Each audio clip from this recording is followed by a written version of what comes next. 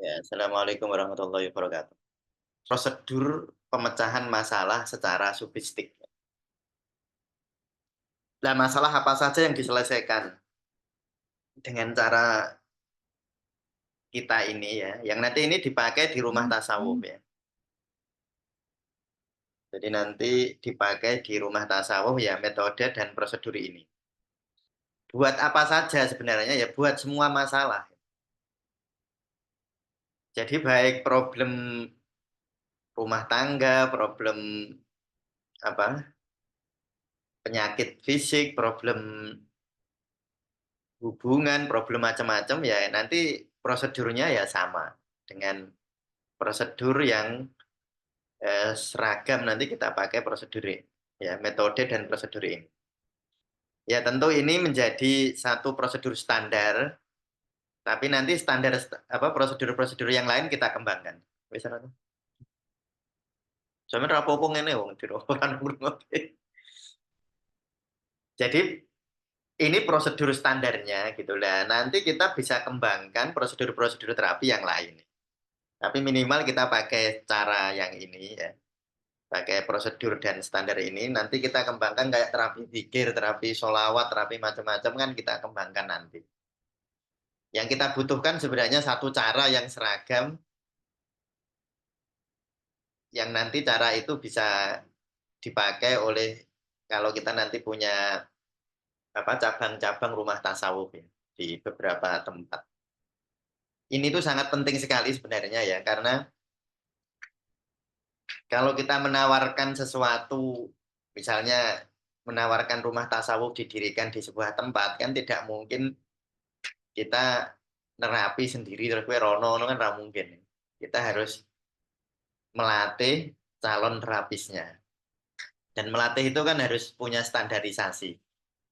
Jadi ini tuh ibaratnya ya standar wong nek pijet refleksi kudune iso mijet iki.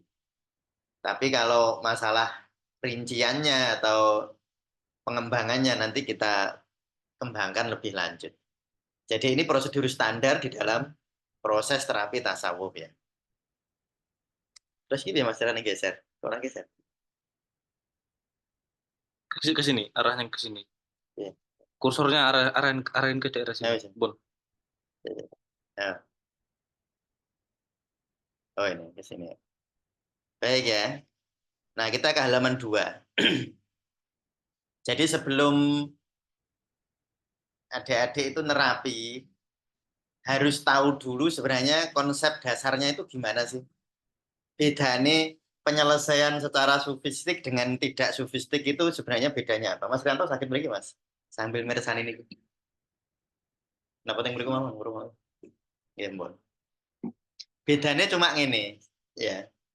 Kalau konsep non sufistik itu bisa bekam, bisa psikologi, bisa macam-macam. Itu tidak melibatkan Allah, tidak melibatkan Sang Maha Mutlak.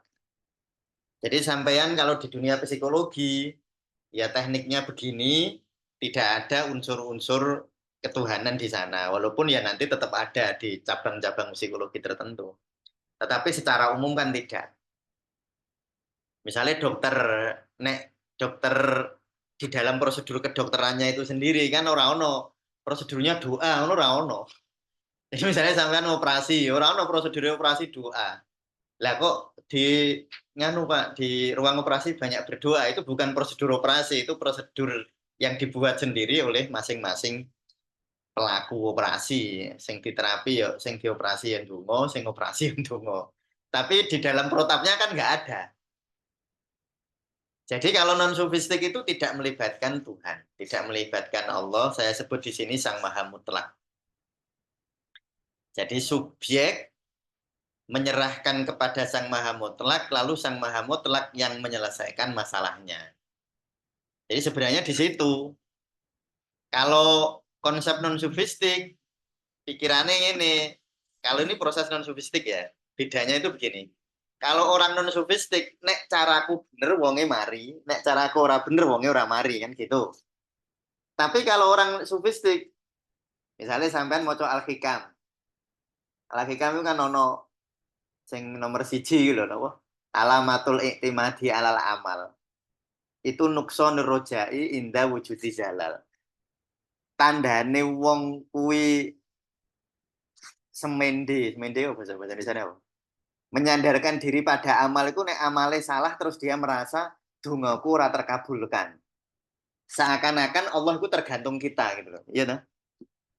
Jadi nek amalmu apik Gusti Allah mesti mengabulkan. Engko nek carane ngono wong donga kuwi kiai sing paling pinter dongane mesti terkabul berarti wong-wong sing tidak pinter dongane ora terkabul kan gitu. Nah, di dunia tasawuf enggak. Di dunia tasawuf itu Allah niku maha mutlak. Makanya saya sebut mutlak. Ya terserah. Allah itu mau menyembuhkan siapa, mau menyelesaikan persoalan siapa, tidak tergantung tekniknya, tidak tergantung amalnya, ya tergantung Allah. Nah, kalau di dunia non-sufistik, semakin bagus sebuah metode, semakin menyembuhkan, semakin menyelesaikan masalah ini. Kalau di dunia non-sufistik. Kalau di dunia sufistik, enggak, pokoknya tergantung Allah. Jadi nanti itu yang disebut, saya kan selalu bilang, yang disebut selesai atau keberhasilan sebuah manajemen tasawuf itu bukan pada hasilnya menurut ego, tetapi meningkat tidak level kedirian kita. Level nafasnya meningkat apa enggak? Itu yang jadi ini. Jadi misalnya gini, contoh ya. Saya ngobatin orang misalnya. Kalau saya ngobatin orang itu tujuan terpentingnya berhasil apa enggak itu saya lihat saya sendiri loh, bukan lihat objek. Misalnya saya kemarin Imam Mas Rianto kan cerita ya Mas. Jadi kalau saya ngobatin orang, yang terpenting bukan orangnya sembuh apa tidak, enggak. Itu urusan Allah. Sing penting aku ketika mengobati membuat saya semakin bertauhid kepada Allah apa enggak. Jadi malah saya. Nek ketika saya mengobati orang, lalu apa? Saya bertambah, misalnya wonge mari, lalu saya syukur, lalu wonge orang mari, lalu saya santai, rileks, tetap menyandarkan diri kepada Allah, namanya saya sukses dalam mengobati. Tetapi kalau orangnya sembuh, terus saya sombong atau tidak sembuh, lalu saya kecewa, berarti saya nggak sukses di dalam proses terapi. Nah, itu hakikatnya ngono. Hakikatnya terapi itu gitu. Jadi di dalam proses terapi itu yang paling penting bukan objeknya, tapi kita, subjek. Proses itu menjadikan apa? Nah, lalu kalau kita mau membuat tujuan dari terapi yang pertama tadi, si terapis meningkat level nafasnya. Lalu yang kedua, si objek juga meningkat level nafasnya. Jadi yang paling penting itu bukan terselesainya masalah secara ego. Ego nih wong loro kan mari. Itu ego. Lalu kalau dia tidak sembuh berarti secara ego gagal. Secara ego ya. Kalau dia sembuh berarti secara ego berhasil. Tetapi dalam dunia kesufian, dalam pemecahan masalah secara tasawuf, bukan. Selesainya itu bukan selesai menurut ego. Selesai itu kalau kita meningkatkan level nafas. Nah, itu namanya selesai. Nah, dari sini kita jadi memahami bedanya antara konsep non-sufistik dan konsep sufistik. Ya. Bedanya di situ. Nah, lalu bagaimana agar kalau saya tulis di situ kan kita mengakses energi ilahi. Kan tadi kan kita sebagai subjek, subjek itu maksudnya terapis ya. Subjek itu terapis ya. Lalu terhubung dengan Allah. Lalu Allah yang menyelesaikan masalahnya. Nah, bagaimana cara kita terhubung dengan Allah atau saya sebut bagaimana kita mengakses energi ilahiyah. Nah, ada dua makalah yang saya pakai di sini ya, makalah ini. Man arofa nafsahu fakot arofa robbahu. Barang siapa memahami dirinya, dia telah, jadi bukan akan loh ya. Ya, sampean maknanya akan itu keliru. Man arofa nafsahu fakot arofa robbahu. Siapa yang mengenali dirinya, dia akan mengenal Tuhannya salah. Pada barang siapa memahami dirinya, dia telah memahami Tuhan. Jadi bukan setelah, bukan akan, makanya nganggo fi'il madi. Ya. Itu kan nganggo fi'il madi. Fi'il past tense. Kalau bahasa Inggris kan ada past tense, ada future tense. Ya. Ini nggak pakai fi'il mudhari, pakai madi. Pak man arofa fakot arofa. Arofa itu maknanya telah. Artinya ketika kamu memahami dirimu, kamu memahami Tuhan. Bukan kamu akan memahami Tuhan, bukan. Saat itu kamu memahami Tuhan. Nah, artinya dari situ ada makna bahwa untuk mengakses energi ilahiyah kita harus mengakses diri kita, kedirian kita. Berarti nanti balik kita memahami diri. Maka terus ono makalah itu di Nasoikul Ibad. Man arofa nafsahu faqad arofa rabbahu itu saya tulis Yahya bin Mu'ad al-Arrazi ya. Jadi itu ya karena ini kita pakai nanti di forum-forum ilmiah. Kan ada perdebatan man arofa nafsahu faqad arofa rabbahu itu sering di orang nyebutnya hadis. Saya sih percaya itu hadis. Cuma kalau nganggu ilmu hadis yang formal, nah banyak ditolak. Man arofa nafsahu faqad arofa rabbahu itu bukan kata Rasulullah. Maka yang paling populer kata-kata ini dipopulerkan oleh Yahya bin Mu'ad Ar-Razi. Ya, tapi sampean misalnya nyebut hadis ya nggak apa-apa. Misalnya dalam ceramah-ceramah non ilmiah lah. Tapi kalau nanti di dunia ilmiah daripada nanti yel-yelan ya, ya sudah kita. Yang jelas itu makalah ulama. Lalu yang kedua di makna soihul ibad ya. Itu ada makalah begini. Inna aunallahi lil abdi biqadri niyati.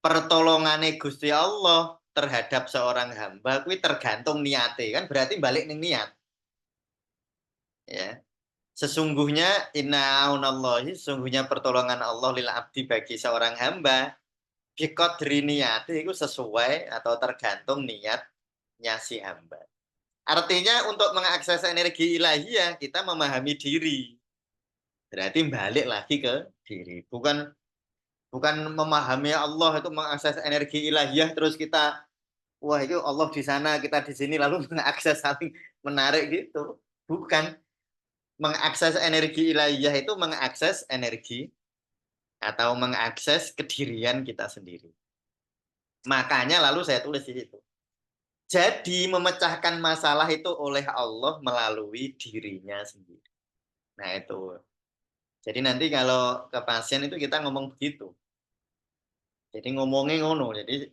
harus dipahami ya tentu nanti sampai anak ngomong ya udah perlu harus nelidik ngono. Ya harus ngomong biasa gitu. Maksudnya sambil ngobrol. Nah, nanti dengan pasien itu nanti kan ada tadi ya, ada apa? LED nanti bisa di ini. Jadi ini nanti itu dipasang lalu dijelaskan. Tapi ojo kaya wong kuliah gitu. Ya, wong kuliah ngomongnya ngantuk ya sambil ngobrol, sambil ini nanti sambil kalau bisa kan ada ininya. Ya nanti tentu harus menyesuaikan audiens. Audiennya disesuaikan. Tetapi ruhnya atau intisarinya kita harus tahu. Jadi kembali lagi ya. Jadi kalau sufistik itu yang menyelesaikan Allah. Tetapi mengakses Allah dalam tanda petik itu melalui diri kita sendiri. Nah, lalu berarti kita harus kembali kepada diri, memperbaiki diri. Ini kalau bahasanya innallaha la yughayyiru ma biqaumin hatta yughayyiru ma bi anfusihim. Lalu sekarang kita pakai rumus sufi, rumus yang pertama. Ini rumus penyelesaian masalah. Ya. Rumusnya, barang siapa yang bertakwa, maka persoalannya akan diselesaikan oleh Allah. Itu rumusnya, rumus yang pertama. Diselesaikan oleh Allah. Bukan diselesaikan oleh terapis. Maka terapis itu hanya tukang ceramah asli nih. Pasiennya sendiri yang harus menggerakkan dirinya. Karena tidak mungkin si terapis menemukan Tuhannya yang diterapi. Dia harus memahami dirinya sendiri, lalu dia terakses energi ilahiyah. Tidak mungkin si terapis memahami Tuhannya pasien, nggak mungkin. Atau memahami dirinya pasien, karena tidak ada yang bisa memahami diri sendiri kecuali dirinya sendiri. Contohnya niat lah. Sampai nggak ngerti niatnya wong, kan nggak ngerti. Nggak bisa. Orang itu saya bertakwa atau tidak itu orang lain nggak bisa tahu. Saya niatku apa orang lain nggak bisa tahu. Makanya yang menyelesaikan tetap melalui dirinya sendiri. Makanya nanti harus selalu ditekankan bahwa kepada pasien bahwa yang bisa menyelesaikan itu Allah melalui diri jenengan, bukan melalui saya. Itu harus ditekankan. Karena kebanyakan masyarakat kita ya pasien itu kan karena kulino terapi yang non sufistik, jadi seakan-akan hasil itu tergantung yang terapi ya kan. Oh nek dokternya saya pinter, maka kemungkinan sembuhnya makin besar kan gitu. Ya itu kalau non sufistik. Kalau di dalam dunia sufistik itu tidak. Dalam dunia sufistik yang menyelesaikan Allah dan agar Allah menyelesaikan ya melalui dirinya sendiri. Gitu. Artinya kita ini kayak coach ya. Kayak pelatih itu kan cuma ngandani tapi ra iso nglakoni to. Atau tidak boleh ngelakoni to. Kan ya ora iso Sintayong bukan main bal. Ya dia hanya nunjukkan nanti begini-begini musuhmu itu gini-gini-gini kan kok nendangmu ini. Sing nendang tetap pemainnya, bukan pelatih. Coaching itu bahasa Arab ya. Jadi sebenarnya prosesnya itu coaching. Kalau di dalam terapi tasawuf kayak ya kayak coach-coach gitu itu. Kayak coaching. Coaching itu berarti bahasa Arab itu. Aku win orang ngerti coaching. Ya kapan-kapan orang coaching itu PR ya. Jadi nanti dalam proses kalau kita nyebut terapi kan repot Mas. Ya, nyebut coaching gitu ayo apa jajal nek cara bahasa Indonesia apa coaching. Ya menggembala. Menggembala domba-domba. Aku Nasrani ya. Domba-domba. Menggembala domba. Nah, aku lek takoni dalile iki. Ya, ada dalilnya. Ya kan wong do takon dalil. Mayyattaqillaha yaj'al lahu makhraja warzuqhu min haitsu la yahtasib. Barang siapa yang bertakwa kepada Allah, yaj'al lahu makhraja akan diselesaikan jalan keluar, wa yarzuqhu dan akan diberi rezeki min haitsu la yahtasib. Itu kuncinya min haitsu la yahtasib itu. Jadi yang menyelesaikan itu Allah ya. Makanya nggak disangka-sangka. Kalau non sufistik kan min haitsu yahtasib. Kalau non sufistik loh. Jadi kalau kita nerapi orang misalnya sampai pijat refleksi, itu kan titik E iki akan memperbaiki ini, titiknya ini yang memperbaiki ini. Jadi proses terapinya langsung mempengaruhi objek. Yahtasib.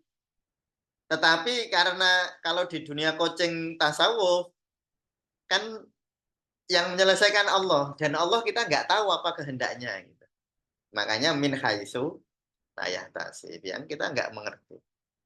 Wa yatawakkal 'alallah fahuwa hasbuh. Kalau kita bersandar kepada Allah, maka Allah akan mencukupi. Jadi nek takoni dalil ya, itu rumus satu. Ini dipahami betul. Makanya ya, saya selalu cerita, rupiah itu sengakeh itu ceritone. Menjelaskan itu. Jangan sampai itu orang keliru memahami pasien termasuk kita. Sebagai terapis itu keliru memahami bahwa hasil itu dari kita. Itu gak tasawuf nanti. Ciri khas ketasawufan itu diselesaikan Allah. Bukan kita yang menyelesaikan. Nah, terus yang ada dalil menahi Allah yuhibbul muttaqin. Allah itu mencintai orang yang bertakwa. Kalau Allah sudah mencintai, lah ini sampai nak apal jos itu. Pas nerapi apal, wah itu sugestinya kuat. Innallaha yuhibbul muttaqin. Lah Allah itu mencintai orang yang bertakwa. Efeknya kalau orang bertakwa kan dicintai Allah. Efeknya kalau dicintai begini. Wa ma yazalu abdi lahirihi. Saat seseorang hamba senantiasa mendekatkan diri kepadaku dengan amal-amalnya sehingga aku mencintainya, maka saat aku mencintainya, maka aku jadi pendengarnya. Tuh. Yang dengan itu dia mendengar itu hadisnya sokah iki. Tonon takon nih. Dan penglihatannya yang dengan dia melihat dan tangannya yang dengannya dia melakukan sesuatu. Dan seterusnya. Jadi artinya ketika kita itu bertakwa Allah mencintai kita. Kalau Allah mencintai kita ya sudah, Allah akan menjadi pendengar kita, menjadi. Tapi wong takwa itu kan wong pasrah. Jadi orang ono terus oh, aku takwa itu aku jadi tanganku, hati-hati aku jadi Allah. Aku sebenarnya orang wis ora takwa meneh. Takwa itu mengalir di dalam takdir. Itu ya, jadi itu dalil-dalilnya untuk membangun logika. Logikanya pasien dibangun dulu. Logika pasien dibangun mengapa menyelesaikan harus dari saya. Bukankah aku Rene itu jaluk bantuan jenengan toh tat untuk jinku hilang itu jini. Dan nanti kita bangun. Jadi dibangun paradigma pasien itu dibangun dari awal dibangun sehingga nanti pasien memahami intisari atau ruh dari manajemen tasawuf. Jadi namanya hukum nomor 1 tadi ya atau rumus sufinya tadi. Kalau kita bertakwa maka Allah akan menyelesaikan persoalan-persoalan kita. Nah, takwa ini, nah ini saya ambilnya dari Risalah Qusairiyah semua ini ya. At-taqwa mujanibatun ma yubaiduka anillahi ta'ala. Nah, takwa sampean memahami kan biasanya imtisalul awamir wajtinabun nawahi kan ngono ya. Apa ngelakoni perintahnya? Nah, itu angel. Maksudnya eh, definisi yang menurut saya kurang dalam. Yaitu secara syariat begitu tidak apa-apa. Tapi nek sampean delok di definisi sufi menurut orang apa definisi takwa menurut kaum sufi itu ini. Ada 5 yang saya ambil dari Risalah Qusairiyah ya. Nomor 1 at-taqwa mujanibatun mayubaiduka anillahi ta'ala. Takwa itu menjauhkan diri dari sesuatu yang menjauhkannya dari Allah. Jadi jenengan kok takwa misalnya delok apa montor api terus sampean lali Allah namanya nggak takwa karena montor membuat kamu lupa dari Allah. Tapi sampean delok montor kok malah dadi eling Allah, berarti montor itu membuat kita bertakwa. Jadi kabeh sing gawe lali itu berarti tidak membuat kita bertakwa. Nah, makanya di sini kalau kita menjauhkan sesuatu yang menjauhkan dari Allah, berarti bertakwa. Itu takwa maknane. Berarti takwa itu makanya nek sampean maca sarjana-sarjana muslim di barat, sarjana muslim loh ya. Itu nek maknane takwa itu consciousness of God, kesadaran Tuhan. Jadi kesadaran bahwa kita selalu hidup dibersamai Allah. Bahwa Allah tidak pernah meninggalkan kita itu namanya takwa. Nah, itu makna sufi. Lalu yang kedua, litakwa dohirun wa batinun. Takwa itu ada aspek lahiriah dan batinnya. Fadzohiruha mukhafadatul hudud. Aspek lahirnya adalah menjaga batas-batas. Mau saya urip murah berlebihan, mangan yo mangan ora kaken, turu yo turu gak kaken namanya takwa secara lahir ya. Mukhafadatul hudud. Menjaga batas-batas. Wa batinu ane aspek batine niat dan ikhlas. Makanya nanti kan gathok mbek mau. Ambek ucapan tadi loh. Bahwa inna aunallahi biqadri niati. Pertolongannya Allah tergantung niate. Nah, makanya ini sesuai. Berarti nek sampean niate apik ditulungi Allah. Tapi niat apik itu mesti niat sesuatu yang mendekatkan diri kita dengan Allah. Nah, itu maknanya. Terus ada lagi alaika bittaqwa fa innahu jumma'u kulli khair. Takwa itu kumpulan segala kebaikan. Maksudnya gini. Ikhlas itu ya takwa, sabar ya takwa, syukur ya takwa. Makanya nanti di itu digambar semua aspek kebaikan itu lalu jadi takwa. Jadi semua kebaikan. Makanya takwa itu kalau di dalam dunia sufi itu puncak kebaikan. Maksudnya puncak itu semua terkumpul, sabar ya takwa, syukur ya takwa, ridho ya takwa, ikhlas ya takwa, pokoknya qanaah ya takwa ya. Jadi semua itu adalah dimensi-dimensi dari ketakwaan. Maksudnya jumma'u kulli khair itu gitu. Lalu at-taqwa ayat takyal abdu masih wa ta'ala lagi mau podo ya. Atwa mujanibatun tadi podo ya. Takwa adalah kewaspadaan seorang hamba dari selain Allah. Jadi selalu ingat Allah maksudnya. Waspada. Nah, orang eling langsung eling Allah. Orang eling langsung eling Allah. Lalu ini yustadallu ala taqwa rojulu bisalah sati asya. Seorang itu ditunjukkan ketakwaan seseorang ditunjukkan 3 hal. Baiknya kepasrahan, baiknya keriduan, dan baiknya kesabaran. Nah, ini nanti yang lalu kita breakdown menjadi teknik-teknik nanti ini. Lalu rumus yang kedua, lah ini. Tadi kan saya bilang, tadi ditulis ya, perubahan terjadi oleh Allah melalui dirinya sendiri ya. Itu harus oleh Allah melalui dirinya ya. Jangan melalui dirinya sendiri, nek orang oleh Allah repot tuh. Ya sampai nak jelaskan ke pasien gitu, nggih. Mungkin mangke ditulungi Allah, tapi Allah niku nulung melalui diri kita sendiri. Nah, lalu kita ini biar gimana kok biar ditulungi Allah itu kan gitu. Ih jenengan sing takwa. Lah takwa itu pripun ya dijelaskan. Sehingga runut, pikiran itu runut.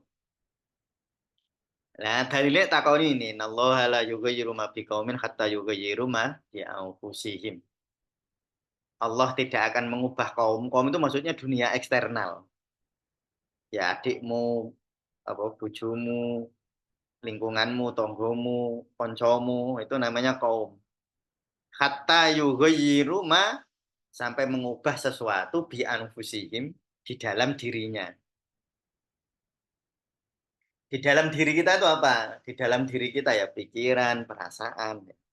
Jadi yang diubah itu. Nah, rumus yang ketiga, rumus sufi. Suatu masalah akan mudah diselesaikan saat seseorang berlapang dada. Itu penting nanti dalam menyelesaikan masalah ini penting banget ini. Makanya nanti di dalam tekniknya kan harus lapang dada loh.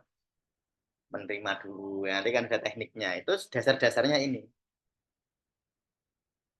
Nah, ini dalilnya mana? Dalilnya Robbi Srohli, Sodri, Wayasirli, Amri. Jadi Nabi Musa itu nek ndonga, Robbi Srohli, Sodri. Ya Allah, lapangkanlah dadaku, baru Wayasirli, Amri. Urusan itu tidak akan mudah selesai sebelum kita berlapang dada. Jadi misalnya contoh, aku mangkel karo bojoku karena punya masalah. Misalnya contohnya bojoku belanja boros. Lalu saya marah kepada istri saya. Istri saya nggak akan berubah jadi ora boros sebelum kemarahan saya reda. Karena kemarahan itu menyempitkan dada. Jadi yang diselesaikan itu di dalam sini loh ya. Bukan orangnya langsung kita selesaikan. Kita sendiri yang harus selesai. Selesai dulu. Engkau uniknya kalau kita selesai, orang lain selesai. Itu unik memang. Dan itu luar biasa. Pengalaman-pengalaman yang saya alami pada pasien-pasien itu. Kalau dia berlapang dada itu seakan-akan dunia itu lalu mengikutinya. Itu unik. Memang rumusnya ngono. Robi srohli sodri baru waya sirli amri. Alam nasroh laka sodrok baru wawadokna angka wisro. Jadi Allah itu tidak apa namanya? Allah itu melapangkan dada alam nasroh laka sodrok baru wawadokna angka wisro. Baru kita diangkat beban-beban. Itu memang jadi makanya seringkali masalah itu rumit. Itu bukan karena objeknya yang sulit, kita yang nggak selesai dengan diri kita sendiri. Ya tadi ada orang WA saya itu. Jadi ini contoh ya, contoh soal atau contoh matematika kan contoh soal. Jadi ada keluarga cekcok antara menantu laki-laki dengan mertua laki-laki itu parah. Lalu bujune kan berarti anaknya ya, kan biasanya dalam situasi tengah-tengah kan angel ya. Misalnya Mas Rianto berantem sama apa garwane Mas Rianto berantem ambil ibu Mas Rianto kan posisinya sulit Mas. Itu bantu sing ndi kan atau bener ke sing ndi kan gitu. Ini sama menantu laki-laki cekcok dengan mertua laki-laki. Sing bingung kan bojone ya. Andek ini kepada si bapak dia itu anaknya, kepada si menantu ini dia istrinya. Lalu dia itu berkeputusan untuk wis aku ora usah melok-melok wis aku tak menengahi. di dalam dunia sufi ini rumus ya. Nah, itu sampean kok tulis ini karena belum saya tulis. Jadi kan ini mesti tahu sih ya. Di? Mana Kipan? Enggak. Kok kata Bunda mesti? Enggak. Aku ngomong Pak Pri. Oh, dia bilang. Oh. Enggak, Bun. Sudah ngomong Pak Pri ora iso. Aku mah ngomong apa sih? Arep ngomong apa? Rumusnya sing piye? Sing itu mertua. Yang ini. Kalau di dalam sufi, yang penting itu bukan bertindak atau tidak bertindak. Yang paling penting adalah sumber dari mana pilihan itu muncul. Jadi maksudnya ini. Misalnya Fatih. Arep S2. Terus dia ini bingung ngomong wong tuane apa orang. Sing penting itu bukan ngomong wong tuane apa ora. Kue ngomong itu dasarmu apa, kue orang ngomong dasarmu apa. Sing penting itu dasare, bukan tindakan. Di dalam dunia sufi yang penting niate ya toh. Inna Allah biqadri niati, bukan tindakan. Nah, tindakan itu iso bener iso salah. Nah, nanti tindakan itu ada yang bersumber dari ego, ada yang bersumber dari kepasrahan. Itu nanti ada penjelasannya. Jadi yang penting itu bukan tindakan. Jadi misalnya wong loro ya. Nanti kita akan melihat misalnya dalam terapi orang sakit misalnya. Pak, kula niki apike operasi apa ora? Lah kuwi kan sering takoni ngono. Nek sampean punya profesionalisme di bidang itu, sampean boleh usul. Sampai misalnya dokter, ditakoni ngono kan entuk boleh memberikan gambaran kan. Misalnya nggih nanti nek jenengan di dioperasi resikonya ngeten-ngeten. Tapi jenengan kalau sampean kalau nggak punya apa namanya kemampuan di bidang itu sampean ngandani ya bahaya. Tetapi dalam dunia sufi itu nggak penting. Operasi atau ora operasi itu nggak penting. Yang penting tindakan itu berdasarkan sumbernya dari apa? Apakah dari ego atau dari kepasrahan? Makanya nanti ada tekniknya. Ini istikharah lek cara kan. Nah, jadi nanti ada tekniknya. Nah, ini dalilnya ya. Jadi rumusnya suatu masalah akan mudah diselesaikan saat seseorang apa itu berlapang dada. Mulanya sing dijaluk Ashabul Kahfi ku ya Rabbana atina min ladunka rahmatan. Ya Allah berilah datangkan kepadaku dari sisimu itu cinta. Jadi Ashabul Kahfi ku njaluk cinta sih. Biar dadanya lapang. Baru wahai lana min amrina rosada. Besok mulai biar yang dibacakan. Wah, sembuh, tak boleh aneh ya. Terus jam sekarang katanya. Sing lil ta'arofu loh Mas. Kamu kenal mengenal itu surat apa ya? Ya. Ayat saling kenal mengenal. Salah saling memaafkan. Asy-Syu'ara, saya Mas. Asy-Syu'ara ayat 40.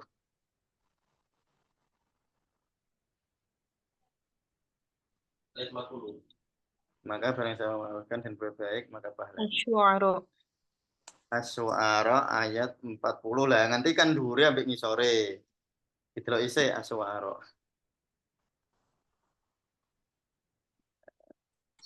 Syu'ara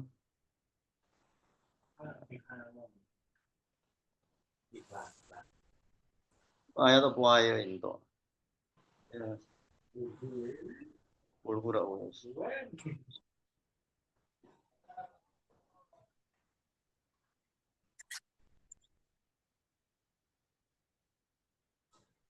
Ya, kok ora? Pernah penyihir gini Asy-Syu'ara. Asura apa Asura ya?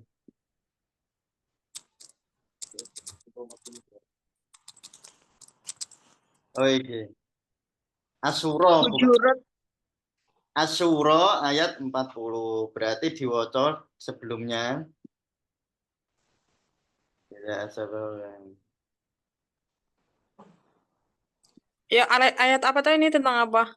Maafkan Mbak. 37 38, 39, 40 kan intinya neng 40. 37 sampai 42. Gimana ya, Mas? 3742. Oh, alah. Surat Asyura lah. Asyura ayat 37. 37 sampai 42. Nah, nek macane terserah, pokoknya penting ana sing 40 lah. Macane paling Bismillahirrahmanirrahim. Ya wis. Bagaimana cerita apa? Di lapang dada ya. Jadi yang penting itu kelapangan dada nek. Jadi nek sampean iku duwe masalah, misalnya sampean mangkel mbek seseorang, punya masalah. Terus jenengan kok tiba-tiba sama orang itu kok hatimu berlapang dada, masalahmu arep bar. Karena Robis Rohli akan diikuti wa yassirli amri. Alam nasroh laka sodrok diikuti wa wadokna. Tapi nek neng kene isih bulet-bulet, di dalam hati itu masih rumit, masih sempit, ya isih suwe berarti. Jadi sebenarnya kuncinya itu di situ. Nah ini, jadi suatu masalah akan mudah diselesaikan saat seseorang berlapang dada. Yang dilapang dada itu bukan orangnya, tapi dirinya, diri kita sendiri itu. Jadi maksudnya gini loh, kalau saya marah sama istri saya, itu bukan berarti saya menerima istri saya, bukan. Menerima perasaan marah saya kepada istri saya. Gitu loh. Yang penting itu bukan menerima istri. Nah, karena kalau kita langsung lompat ngono, aku gak iso. Wadahmu saya buat tutupi, gak iso nerima orang. Jadi yang paling penting pada saat seperti itu kita menerima diri kita sendiri. Kita itu mustahil bisa memaafkan orang lain sebelum kita memaafkan diri kita sendiri. Atau menerima diri kita sendiri apa adanya, nggak mungkin. Wong nek dodo wis sempit gak iso diseni. Nah, makanya ketika saya marah sama istri saya, yang penting bukan lalu saya memaafkan istri saya, engko logika yang jalan iku engko. Iya toh? Ah, ndekne ngene kok. Mosok dimaafkan. Engko ndekne ora sadar-sadar ya gitu. Bulet iku. Tapi yang paling penting rasa marah itu saya terima. Saya maafkan rasa marah saya. Saya terima apa adanya rasa marah. Lah uniknya nanti di dalam rumus-rumus itu di situ. Uniknya emosi itu kalau mbok tompo ini hilang. Ini unik. Jadi emosi itu ibarat per. Mbok tekan, kalau mbok tolak, ditolak itu artinya mbok tekan atau mbok olor. Kuwi energine ono, iya bro. Per itu yang mbok tekan dia ada energinya. Mbok tarik ono energine. Oh, sampai main ketepil itu. Nek mbok barno gak ono energinya, hilang dhewe. Maka nanti kita ono ngene ya. Ono lah ya. Emosi itu harus di ya tak lanjutkan dulu. Agar dada kita lapang, maka kita harus bersedia menerima total. Ya ayyuhalladzina amanu dkhulu fisilmi. Fisilmi itu penerimaan yang total. Wala tatabi'u khutuwati setan. Ojo mengikuti bujuk rayu setan. Tapi setan itu ojo mbok anggap sosok loh ya. Nek setan di dalam Al-Qur'an, nek jin itu sosok. Kalau jinnah itu sifat. Nek setan itu enggak sosok, makanya ada min sayatinil insi wal jinni. Jadi setan itu iso menungso iso. Jadi artinya apa? Sifat keburukan. Jadi nek disebut setan itu wong nek sampean enggak ingin pasrah kok iso pasrah berarti ono setan. Jadi khutuwati setan itu sesuatu bisikan yang membuat kamu nggak bisa pasrah, itu namanya setan. Jadi misalnya sampean harus pasrah. Ya udah salah aku pasrah. Wes kalau nak pasrah malah orang anu ya. Itu namanya bisikan, itu namanya setan. Jadi setan ora kon jowo ya kok pikiranmu dhewe. Dari pikiran kita sendiri, analisa kita sendiri, itu namanya setan. Nah, nek kowe wis nampa, nah nanti ciri seseorang dicintai Allah adalah tidak adanya ketakutan dan inna auliya Allah ala inna auliya Allahi la khaufun alaihim walahum yahzanun.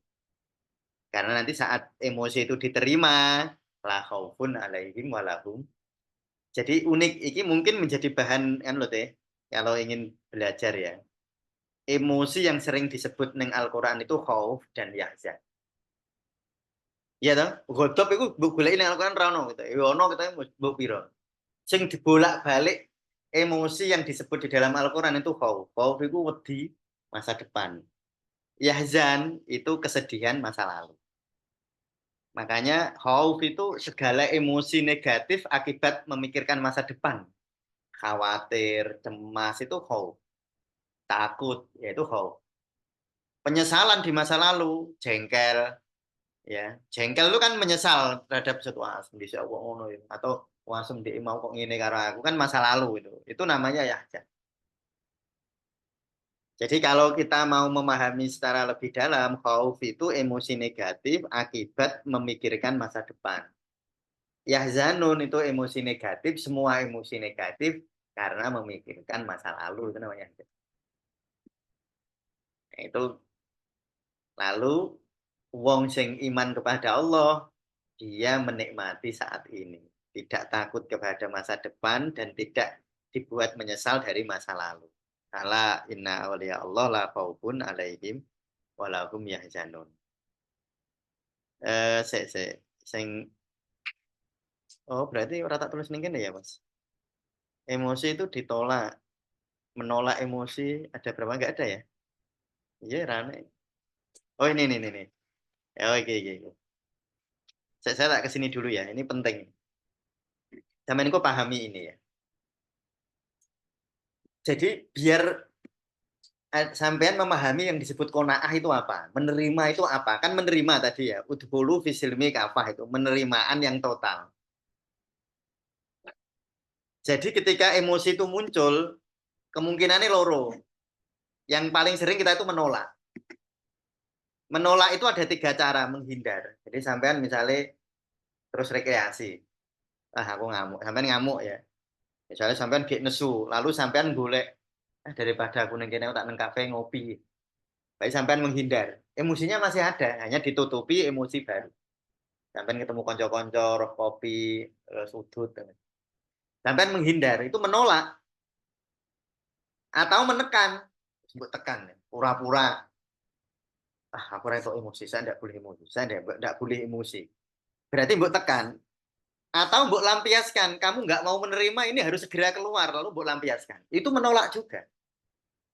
Maka orang kan sering gini, kan sering salah tompo nek aku ngomong pun diterima wae emosi ini. Oh berarti saya ngamuk mau nih Pak, nek aku pengen ngamuk nih ngamuk. Itu melampiaskan.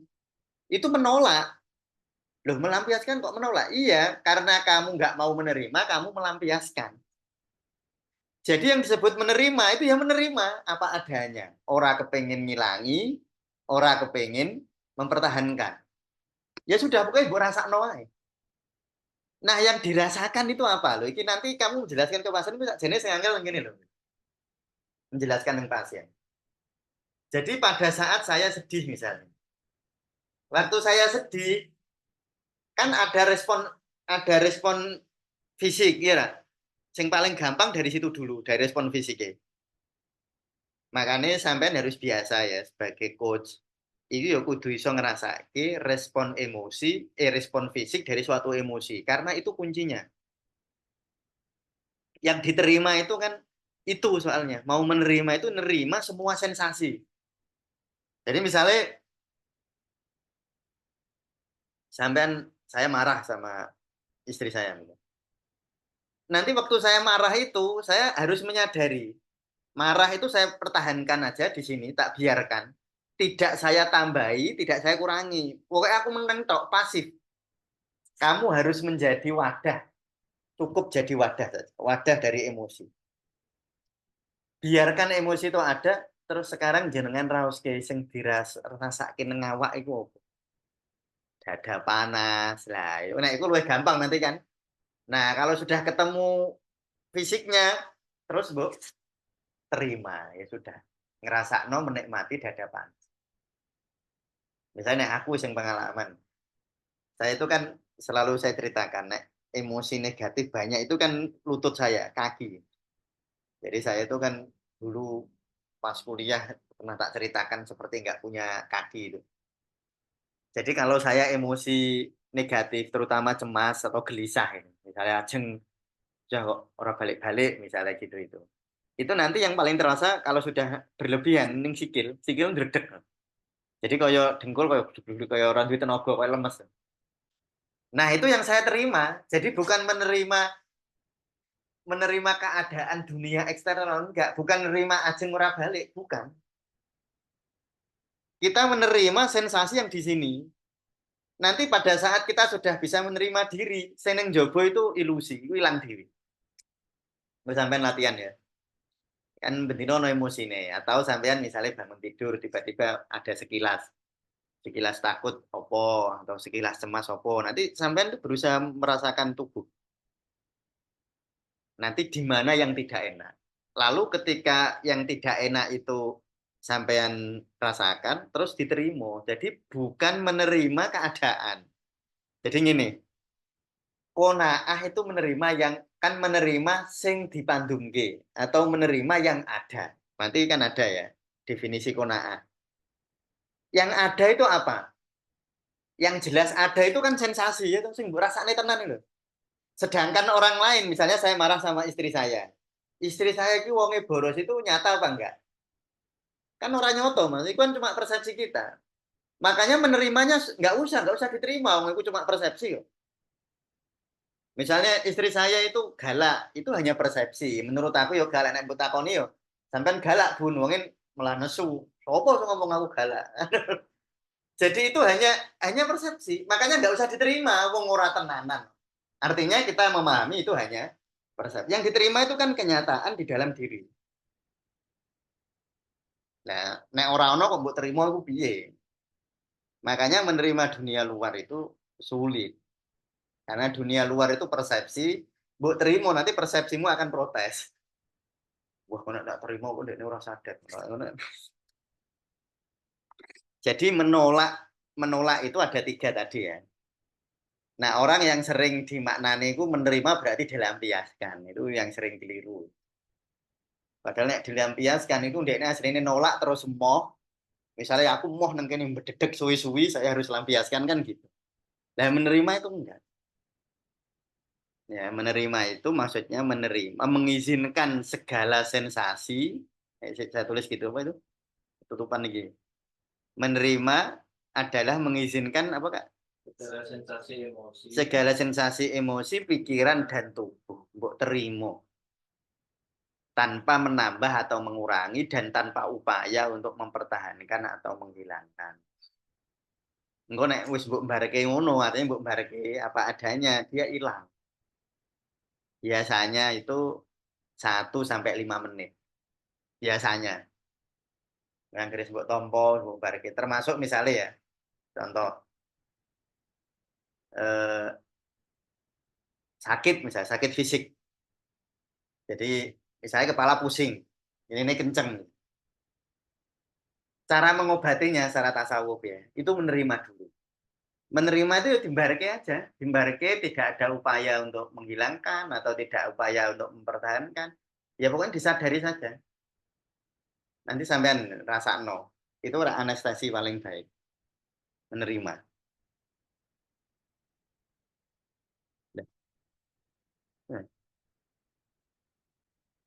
Nah, ini ya. Jadi tadi, nah sekarang ini alurnya. Nah, ini sudah jadi teknik sekarang, sudah metode. Tadi kan dasar metode ya. Dasarnya mau mengapa kok begitu gitu tadi ya.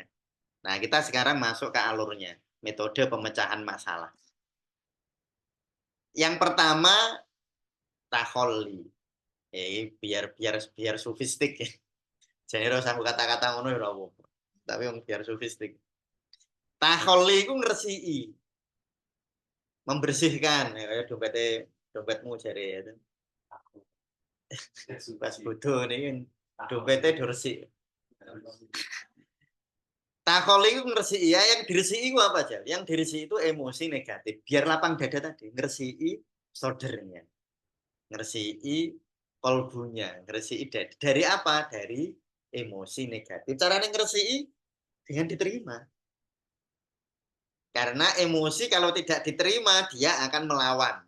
Kalau kamu menolak, kamu melawan, dia melawan. Itu sifat dari emosi. Nanti juga harus dijelaskan ya di buku-buku itu nanti dijelaskan begitu. Karena nanti berarti kudu ngresiki. Ya, nanti tekniknya kan macam-macam. Nanti kalau di klinik kan tekniknya menerima. Kalau di luar nanti kon maca Asmaul Husna misalnya ya memohon istighfar misalnya itu boleh. Ya, tapi nanti di klinik nanti kita ini prosedurnya pakai qanaah. Qanaah itu menerima apa yang ada. Ya, bukan menerima apa yang tidak ada. Itu bukan qanaah. Nah, yang ada, sesuatu yang benar-benar ada adalah sensasi gitu. Nah, sensasi kan jelas ono, iya kan? Dan waktu kamu ya, ini penting ya, nanti lali aku ya. Waktu menyadari sensasi ojo mbok weni jeneng. Jangan kamu labeli dengan nama. Jadi contoh, gringgingen. Waktu sampean gringgingen, nek mbok labeli diabetes misalnya. Nah, di benak kita diabetes itu apa coba? Amputasi. Ya, di benak itu kan. Amputasi terus apa lagi? Ejakulasi dini apa lagi? Wah, dipotong, katarak. Wah, di benak kita kan banyak. Saat kamu beri nama, label-label itu mempengaruhi fisik kita. Waduh karo ngene ya. Wong ku nek pas ini yang sering kita amati Mas di rumah sakit ya. Itu sering saya amati dulu. Misalnya wong ono benjolan yang payudara. Ini sering. Waktu datang pertama biasa melaku deh. Bareng besok Bu nanti diambil ya untuk dicek. Dicek niki nopo hasilnya. Nah, waktu ngambil cek hasil lab itu melaku biasa. Bareng ngerti, oh ini tumor ganas payudara stadium 3 langsung lemes. Setelah diberi label, jadi lemes. Jajal sampai misalnya ada orang pusing. Ini contoh ibu saya, ibu kandung. Dulu pusing Mas, waktu 2019 ya, sebelum awal lahir. Kan kena stroke ringan, hipertensi. Memang tensinya kan apa pernah naik turun gitu. Nah, waktu ke rumah sakit, ibu saya lemes, enggak. Ya, saya coba. Karena disebut stroke tadi. Terus ibu saya ternyata hasil CT scan itu ada tumor jinak sebesar telur bebek di kepalanya. Sampai sekarang ada. Tapi uniknya ketika ibu itu tidak memberi label, ya wis ngono ora apa-apa ya wis. Ketika tidak diberi label, ya ibu saya biasa, wingi mrene kemarin kan turu-turu biasa. Makanya ini kuncinya jangan memberi nama. Nah, yang sekarang itu orang merasakan rasa sakit berlebihan itu karena diberi nama diberi label macam-macam. Labelnya lalu menghasilkan emosi. Sebenarnya yang bahaya itu emosinya, bukan labelnya. Tapi label kan mendatangkan emosi ya. Yang paling sering itu diabetes. Karena pengetahuan masyarakat kita terhadap diabetes itu tinggi. Wah, ono kayak ora gula kayak ngono ngentek ngono kayak ora gula ngentek ngono. Nah, ketika sudah disebut diabetes ya sudah. Efek samping itu sudah muncul. Maka nanti sampean termasuk emosi. Emosi itu enggak usah diberi nama. Jadi emosi itu sing mbok rasakno itu rasane saja. Jadi marah itu kan hanya waktu belajar begini ya. Sebenarnya rasakan marah.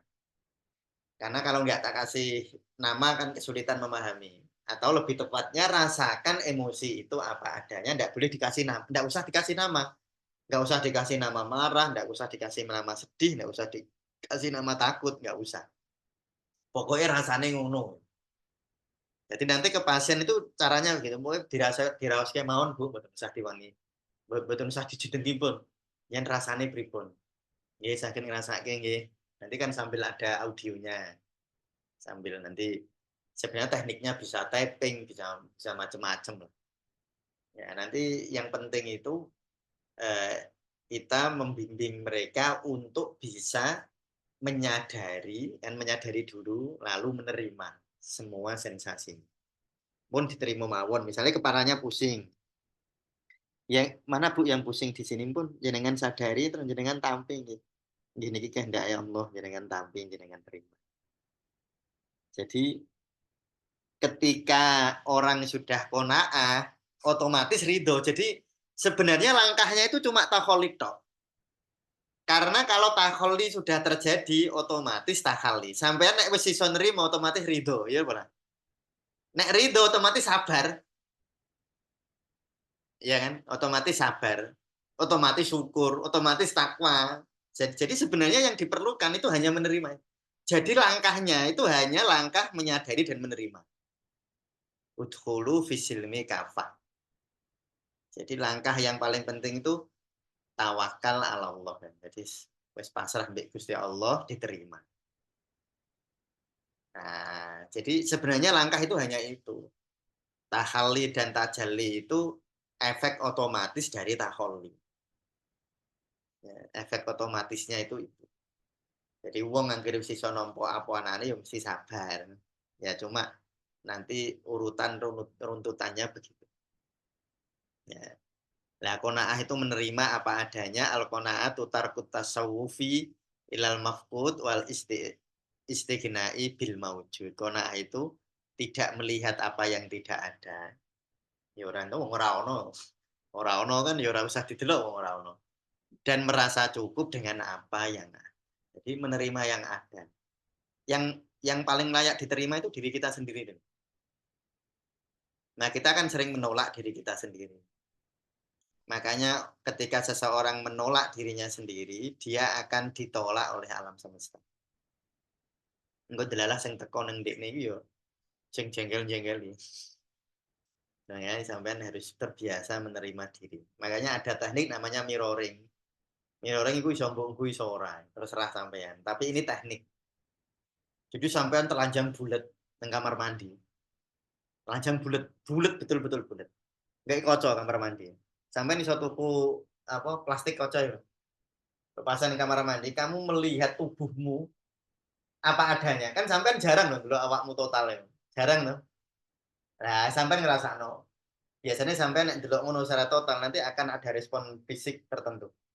Dengan tidak nyaman melihat inimu, tidak nyaman melihat inimu. Itu yang sebenarnya yang membuat kamu merasa jadi kamu merasa tidak nyaman terhadap seseorang itu sebenarnya akibat dari kamu tidak merasa nyaman dengan dirimu sendiri yang tidak kamu sadari.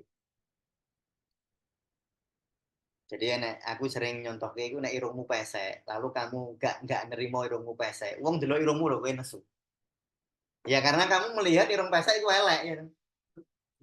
Nah, ketika kamu merasa bahwa irungku elek, engko nang delok irung kan kowe nesu. Jajal nek kowe terhadap hidungmu kamu menerima apa adanya ya biasa.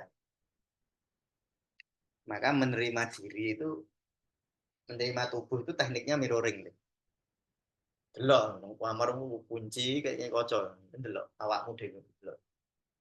Nanti ada bagian-bagian tubuhmu yang kamu nggak nyaman. Nah, itu kamu lalu nerima. Ketidaknyamanan itu mbok rasake. Merem sing mbok rasake apa? Entah mungkin jengkel, marah, malu atau apa. Ini pokoknya rasane, rasa duweni jeneng. Ini kan hanya belajar. Waktu praktek gak usah mbok jeneng. Ketidaknyamanan itu cukup kamu rasa. Nek bolak-balik bolakoni, nanti kamu akan bisa menerima dirimu secara total. Nek kamu bisa menerima secara total, maka alam akan menerimamu. Nek kalau kita kadang-kadang tidak menyadari bahwa kita itu tidak bisa menerima diri kita. Itu akibat dari misalnya di cilik ini sering diece wong. Wong kok gendut misalnya. Di cilik. Orang bisa kok irung ibuke padahal irung mbahnya lho, irung elek anake. Kayak gitu itu sebenarnya. Tanpa kita sadari terus kita marah. Enggak menerima diri kita. Itu tubuh. Salah satu tekniknya mirroring. Bahasa Indonesia apa? Berkaca, bercermin. Bercermin secara total. Tapi kadang-kadang kan ada salah satu makalah di dalam fikih itu. Jadi ini delok kemaluane dhewe iku ora apik ya. Ya bener salah, bukan cuma fikih aja. Nah, tadi ini ya. Jadi qanaah itu maksudnya menerima apa adanya, bukan menghindari. Menghindari itu berarti sampean lunga, atau turu wae tinggal turu. Namanya menghindar atau melampiaskan atau menekan. Jadi yang diperlukan hanya menyadari dan diterima. Itu cuma itu tok. Nah, ini ada ridho itu maknanya rela hati. Otomatis wong wis nerima kan ya rela. Sabar berarti siap menanggung dan seterusnya. Nanti mungkin makalah yang bagus itu ini ya, yang bisa kita jadikan teknik ya. Wa kana benu sabarmah. Sabrumah ya. Jadi beliau itu kata-katanya emosi atau bala atau kejadian buruk itu sahabah summatan qasih. Hanyalah mendung yang akan berlalu. Nah itu bisa itu nanti cari ini ulama niki ngeten Bu. Ya ujian niku atau kemarahan, ketakutan kita niku nek cuma mendung yang akan berlalu. Nah, syukur itu lebih tinggi daripada sabar. Jadi kalau sampean delok ning makomat sabar itu syukur itu lebih tinggi daripada sabar. Syukur itu bersuka cita terhadap ada yang ada dan yang tidak ada. Oh itu luar biasa nih syukur.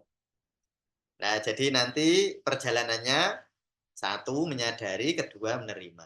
Sudah hanya itu sebenarnya yang kita lakukan nanti di dalam terapi itu bagaimana kita mengajak seseorang untuk menyadari dan menerima. Lalu sering ada pertanyaan begini. Ya tadi ini teh saya tak cerita mau. Yang penting itu bukan tindakan ya, tapi dari mana tindakanmu berasal itu yang lebih penting. Asal dari tindakan. Nah asal dari tindakan itu ada dua, satu dari ego, yang kedua dari kepasrahan. Nah itu asal dari tindakan. Misalnya tadi si istri tadi yang punya suami berantem sama bapaknya. Si istri tadi nggih pun Pak, kalau pasrah mawon. Kalau tak meneng mawon. Jadi ndekne meneng itu karena putus asa. Itu dari ego, meneng ego. Meneng terus ndekne wah kan meneng ku apik. Bukan. Meneng itu kalau berasal dari kepasrahan bagus. Tapi kalau berasal dari ego atau keputusasaan jelek. Jadi misalnya saya berantem sama istri saya gini. Lalu saya tak menengai lah. Menengai lah. Meneng itu karena aku wis putus asa ngandani bojo terus aku meneng itu elek. Berarti keputusan meneng itu berasal dari ego. Lalu bagaimana cara kita agar keputusan itu tidak dari ego ya. Jadi misalnya ini ono kata-kata Sayyidina Ali la tattakhid kiroron wa anta ghadibun la tu'ti wa'dan wa anta sa'idun. Jangan memutuskan masalah saat kamu marah dan jangan berjanji saat kamu gembira. Jadi emosi ya, kemarahan, kegembiraan yang berlebihan itu menghalangi kita dari pilihan-pilihan terbaik. Hadis Rasulullah layak bil qadi bainas naini wa huwa ghadban dan lain sebagainya. Nanti kalau orang bertindak karena emosi, makanya kan sering dinasihati kan aja nek pas nafsu aja mengambil tindakan kan gitu. Itu karena tindakan kita berasal dari ego psikologis yaitu nafsul amarah, nafsul lawamah dan nafsul mulhamah.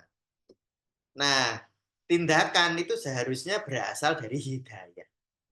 Hidayah dari Allah. Lalu bagaimana cara dapat hidayah? Ya takwa kan mau nek kamu bertakwa, kamu akan bertindak, Allah akan menjadi tanganmu, akan jadi kakimu, akan jadi matamu, akan jadi telingamu kan gitu. Nah, agar kita bertakwa tadi, urut-urutannya tadi mau menerima. Jadi pada saat ada masalah, kita udhulu fisilmi kapa. Nek kamu sudah kosong, sudah takholi.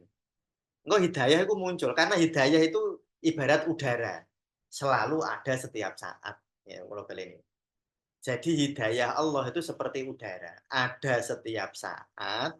Cuma kadang-kadang irungmu buntu. Menutok. Bukan nggak ada hidayah itu.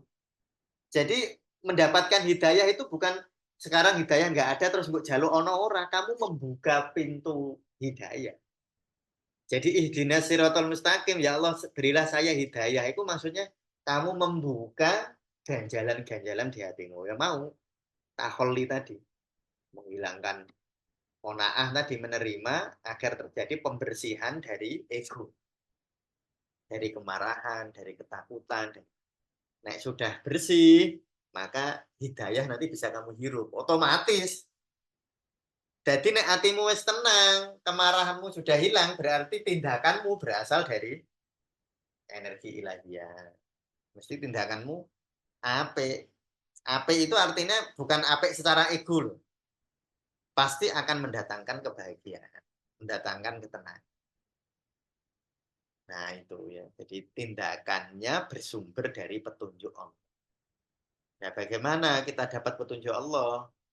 Ya, ya seperti kita ingin mendapatkan udara itu orang perlu mbok goleki, kamu cukup membuka aksesnya. Nah, yang menutupi akses itu apa? Emosi. Makanya ala aulia Allah wa para wali untuk karomah la khaufun alaihim walahum yahzanun. Jadi prinsipnya di situ. Jadi ini ono masalah apa wae termasuk sakit. Apakah apa yang harus saya lakukan? Apakah minum obat dengan dokter? Apakah harus pakai cara apa? Ya tentu saja nek masalah-masalah yang ringan ya ora usah iki sesuk aku tak mangan apa ya ora usah nganggo ngene aku. Jadi sih ora usah. Ya, tentu persoalan-persoalan yang kalau ke kita pasti persoalannya rumit ya kan gitu. Masa ini harap takon nah, itu. Nah, itu saya mau nikah sama siapa pakai ini deh. Itu pilihan-pilihan yang misalnya mau nikah sama siapa itu pakai ini. Jadi misalnya kalau ono dengan kasus Ustadz saya ini dilamar orang enaknya mau apa enggak ya saya bingung soalnya ibu saya setuju bapak saya enggak saya mau ngikutin ibu bapak nanti naik sini ya nah misalnya kayak gitu tuh pakai cara ya nah caranya pripun nek ngono emosi yang muncul jenengan kan sekarang dapat masalah mbak jenengan kan bingung coba jenengan rasakan gitu ya itu nanti kan ada audio ya toh nah biar nanti kan lebih efektif tuh ada audionya nah, jadi misalnya nanti ada audio ada suara monggo jenengan raoske rasane pripun semua sensasi fisik jenengan rasakan sensasi emosi jenengan tampi diterima apa adanya biarkan mbak dia ada di sana tidak usah ditolak tidak usah dikurangi tidak usah ditambahi nah itu nanti kan ada kata-katanya nah nanti itu lama-lama dia akan nanti hilang emosinya kebingungannya hilang pun saat ini jenengan nanti milih apa asal perasaan jenengan seperti ini pilihannya insya Allah baik jadi bukannya terus gak ikhtiar orang milih orang milih pun ora iso maksudnya ya tetap milih ya suatu saat kan orang harus milih ya maka bukan berarti berpasrah itu terus diem jadi bukan tidak memilih ya tetap harus memilih tetapi pilihan itu bersumber dari makanya tadi saya sampaikan yang penting bukan pilihannya tapi waktu memilih itu perasaanmu pilih nek waktu memilih kamu dalam keadaan ketakutan terpaksa takut nah, makanya wong wedi ora iso dihukum nah itu jadi nah ini nanti ya di dalam proses terapi kita ada 3 tahapan ya ada 3 sesi sesi A sesi B sesi C jadi nanti pasien yang pertama nanti datang ya nanti kita akan banyak praktek nanti ya setelah apa namanya perangkat-perangkatnya saya buat jadi kayak rekaman-rekaman tutorial ya itu nanti saya buat dulu lalu nanti banyak latihan tapi sampean sebelum itu ada juga harus berlatih untuk ngomongnya tadi itu menceritakan dari awal tadi itu nonton keperluan apa bu ngeten ngeten ngeten ya jenengan gitu yang Islam kalau gitu yang Islam semua kita tahu bahwa sing sakit menyelesaikan masalah kita niku namung Allah nah, gitu caranya nanti gitu terus kita ajak berpikir ya ini hanya wacana awal nanti lebih rincinya nanti minggu depan akan kita lanjutkan lagi untuk teknik-teknik tapi pada prinsipnya terapi itu nanti kita bagi 3 sesi yang pertama asilmul awal sesi pertama adalah kepasrahan atau penerimaan pertama Sesi kedua hasil mulstani penerimaan kedua. Nah, sesi ketiga tazkiyatun nafas yang tidak saya sampaikan saat ini ya. Jadi nanti ini belum kita pakai karena ini agak sebenarnya ini paling sederhana, tapi saking sederhananya ini jelas gini angin.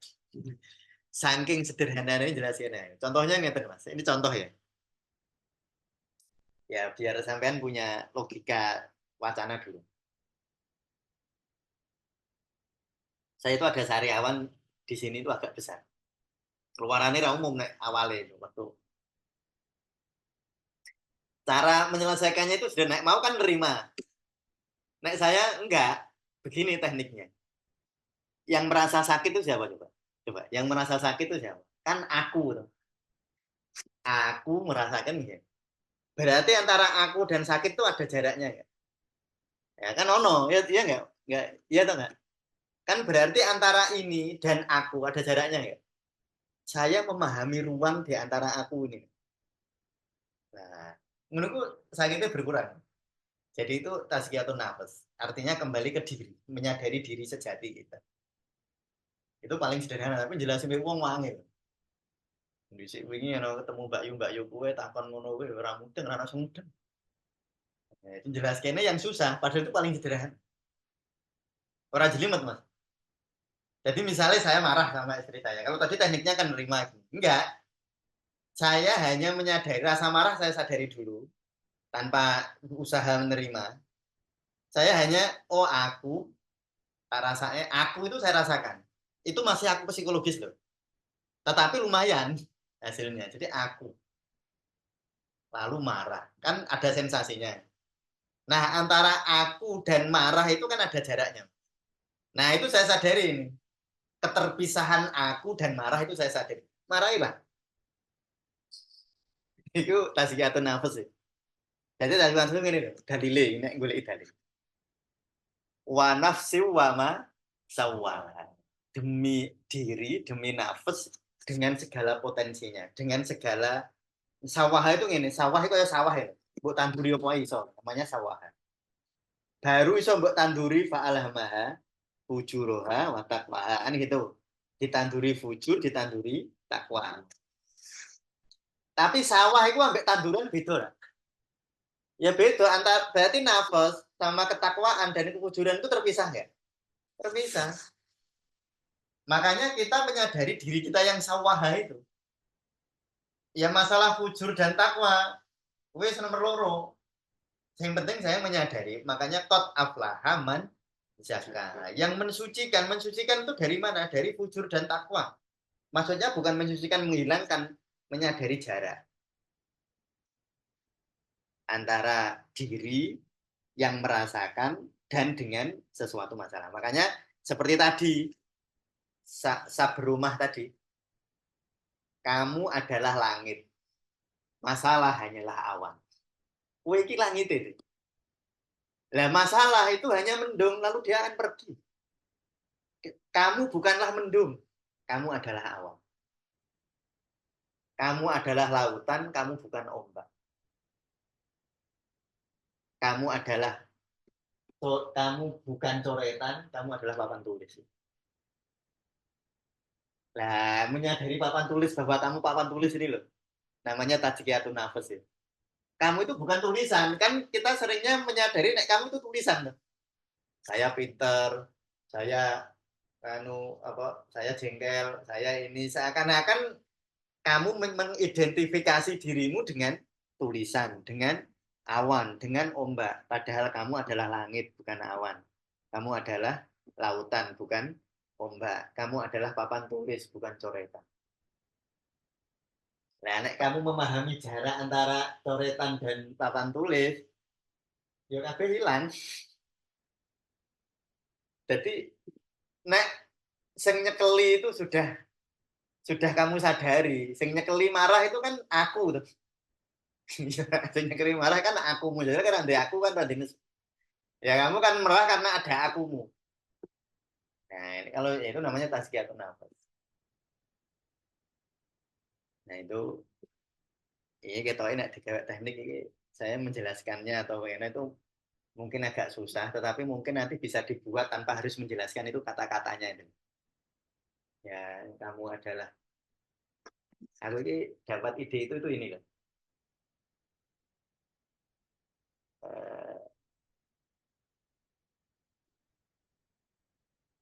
Ini Moji.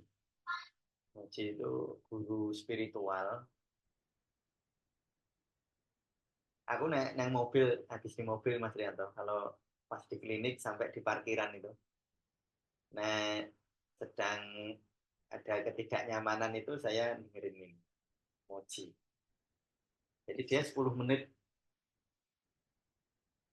bahasa Inggris tapi kira-kira sama. Maksudnya kamu adalah lautan, bukan ombak. Kamu adalah langit, kami bukan mendung. Ya ini, biarkan semua pikiranmu, perasaanmu, biarkan dia apa adanya. Tidak usah berusaha menghilangkan, dia akan pergi dengan sendirinya. Karena nggak ada sesuatu yang abadi, gampangannya. Ono nggak neng sesuatu di dunia abadi? Nggak ono, makanya emosi ora abadi. Kamu membiarkan. Nek cara pendeta Zen itu gini, kalau mereka meditasi.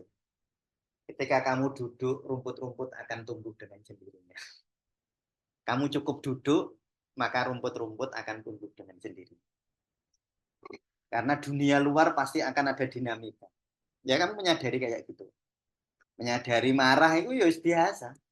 Nggak usah mbok marahi. Marah itu nggak usah kamu marahin. Ya dia akan ada dan akan hilang dengan sendirinya. Kecuali kamu lawan. Setiap dilawan dia akan membekas makin dalam. Setiap dilawan. Makanya marah ya marah.